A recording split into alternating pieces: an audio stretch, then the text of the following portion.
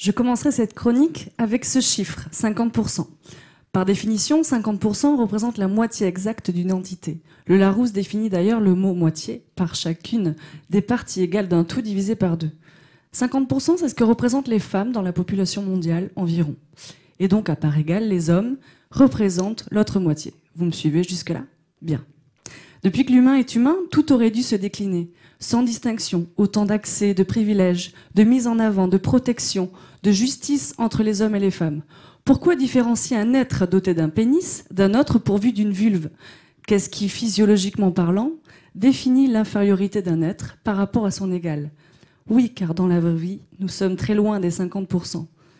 Seulement 30% du temps de parole à la télévision est accordé aux femmes selon le CSA. 40% des femmes ont déjà été discriminées parce qu'elles sont des femmes, toujours selon le CSA. 2% des rues portent un nom de femme en France seulement. Enfin, 25% en moyenne de salaire en moins pour les femmes. Aujourd'hui, demain, après-demain et bien au-delà, les femmes seront nos futures co-autrices, co-créatrices, co-novatrices. Et il faudra faire avec. À elles, à moi, à toi, à nous de co-écrire la suite. On a perdu du temps depuis trop longtemps. Nous sommes placés dans des cases représentées de la plus mauvaise des manières, considérées souvent comme le sexe faible à défaut. Mais plus que jamais, notre histoire, notre récit commun, s'écrit et continuera de se co-construire avec nous. Aujourd'hui, nous prenons de plus en plus la parole. Nous laissons tomber les tabous, les non-dits, les injustices, les non-sens, et il n'y a qu'à ouvrir les yeux pour s'en apercevoir et faire en sorte qu'elles comptent désormais. Elles sont championnes et doivent recevoir toute la reconnaissance qu'elles méritent. Elles sont également actrices avant tout et n'attendent pas une caméra pour parler et briser les tabous. Elles sont des autrices qui alertent, sensibilisent et redonnent du bon sens au débat. Elles sont aussi chercheuses, elles inspirent, elles redonnent confiance aux femmes, aux jeunes filles et montrent que c'est possible. Elles sont chiliennes, espagnoles, africaines, irlandaises récemment, et elles ont décidé de se confronter à l'ordre établi et de ne plus se laisser faire face à l'injustice qui subsistait jusqu'alors. Elles sont nos mères, nos filles, nos sœurs, nos grands-mères, nos voisines, nos cousines. Bref, elles ont des choses à dire, à montrer, à révéler et à combattre. Plus que jamais, notre récit, notre histoire commune que nous sommes en train d'écrire ne se fera pas sans les hommes et sans les femmes non plus. Nous avons besoin autant des uns que des autres.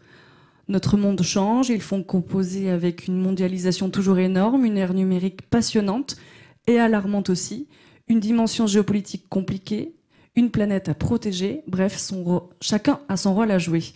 Et ce n'est pas en continuant d'installer des inégalités, en continuant les divergences de traitement entre les unes et les autres qu'on arrivera à s'en sortir. Pour conclure, j'ajouterai qu'être féministe, ce n'est pas être contre les hommes, c'est idéaliser une société, un monde où autant femmes que hommes, eh bien, on doit se respecter, peu importe qu'on ait une verge ou une poitrine. Je vous laisse avec mon coup de cœur du moment, Oxmo Puccino, qui s'allie à la Fondation des femmes dans la campagne « Tu seras un homme, mon fils », qui met en avant l'importance de l'éducation des plus jeunes, qui est au cœur de l'évolution des comportements des hommes envers les femmes et vice-versa. Si au lieu de t'emporter, tu sais respecter, écouter, échanger. Si malgré la défaite, tu continues d'avancer, tu seras un homme, mon fils. Si tu sais soutenir sans vouloir dominer, que tu peux être fort sans être violent. Si tu es capable de regarder une femme sans qu'elle n'ait à craindre ton regard, tu seras un homme, mon fils.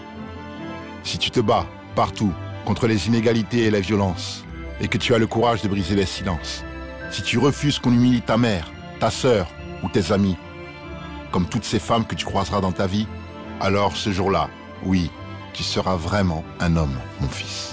Le harcèlement et les violences faites aux femmes, ce n'est pas que l'affaire des femmes.